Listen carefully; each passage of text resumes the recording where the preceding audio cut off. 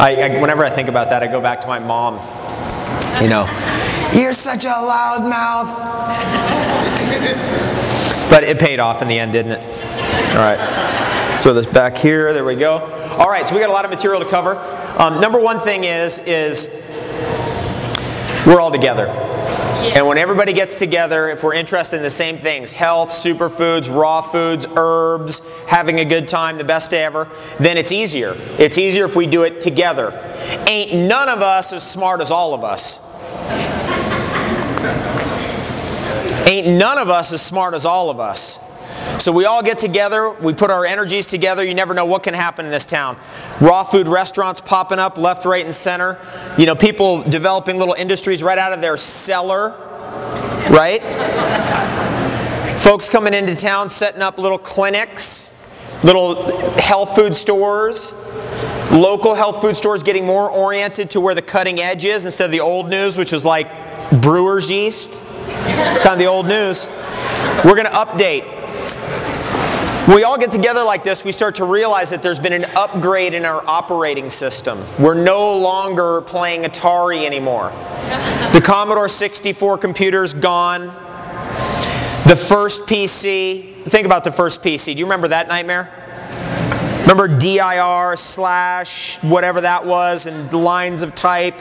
And then all of a sudden, Steve Jobs came along and he started doing this for us. Look at that. I can just go like this. I can point and I can go check this out. Look at this. And I can point and look at that. And I can even take all my images and throw it up there and then go, oh, which one do I want to look at? Actually, I want to look at this one over here, this entry into the Elven Realms over there.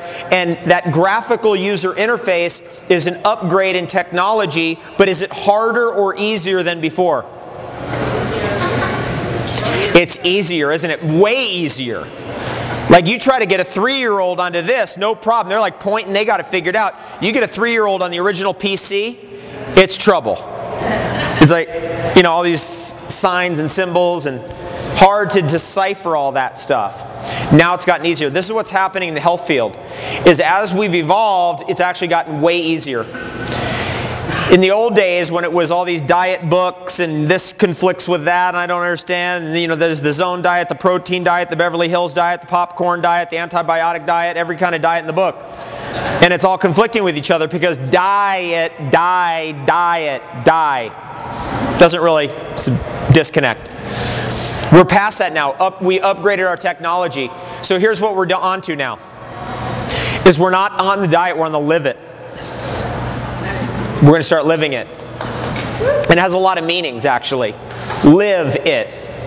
And it's live. So it's not, you know, stuff that's been boiled, broiled, microwave, roasted, toasted, broasted, stuffed into a box made out of corn. And then we only get that much, but the box is like that big, and it's got the selected spot on a shelf that's just perfect advertisement. You know, people ask me about whey protein every single day. Whey protein was invented in the 1960s. And the only reason why you even heard about it, and this is why I interject this into the conversation, is because it's so damn cheap. So people can capitalize on it. Oh, we can get this at $1, sell it for $10. So then you hear about it. You understand why? Because it's easy to develop a business around it.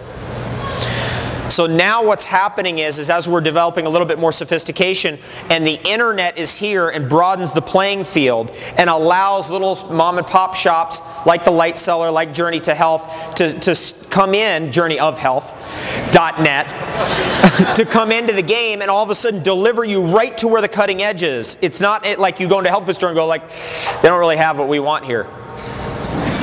Now it's like, whoa, what is this stuff? I never heard of this stuff. And what we're asking you to do is participate. The human race eats 15 foods 80% of the time. What are they? This is what humans eat. We think people in Antarctica are eating something different than us. Are they? No. They're eating whatever packaged food is sitting down there because they're freezing their ass off.